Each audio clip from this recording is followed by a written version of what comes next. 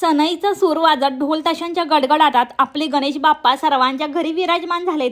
मुझे इतनी खुशी कभी नहीं होती अगर मैं कैलेंडर ना देखती।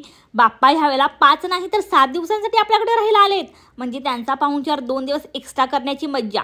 असो, बाप्पा आलेत आणि त्यांचं आवडतं पक्वान बनणार नाही अशक्य, म्हणून मग मी त्यांना खुश करण्यासाठी उकडीचे मोदक, चपाती, शाही पनीर मसाला, डाळ भात असा पंचपक्वान केला होता।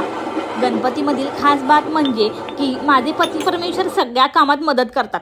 तसं तर दरवेळेला सुद्धा ते करतातच, पण गणपतीत ना थोडीशी एक्स्ट्रा हातभार लावतात, त्यामुळे सण अजूनच द्विगुणित होतो आणि मग मी आनंदाने सगळं काही करू शकते।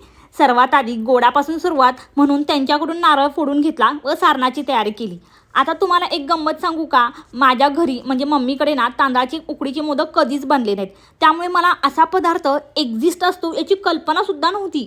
कदाचित ना मम्मीला असावी, पण तिने कधी ट्राय केले नाहीत।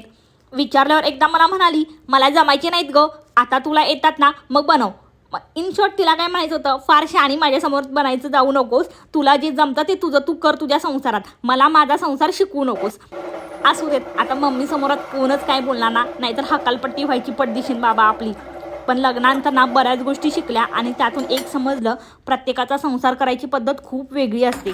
ज्याने त्याने आपापले रूल सेट केलेले असतात आणि ते त्यांच्या पद्धतीनं बरोबरसुद्धा असतात, कारण की तो त्यांचा कम्फर्ट लेवल होऊन जातो। मुलं सांभाळताना ह्या गोष्टी करणं, मॅनेज करणं खूप अवघड असतं।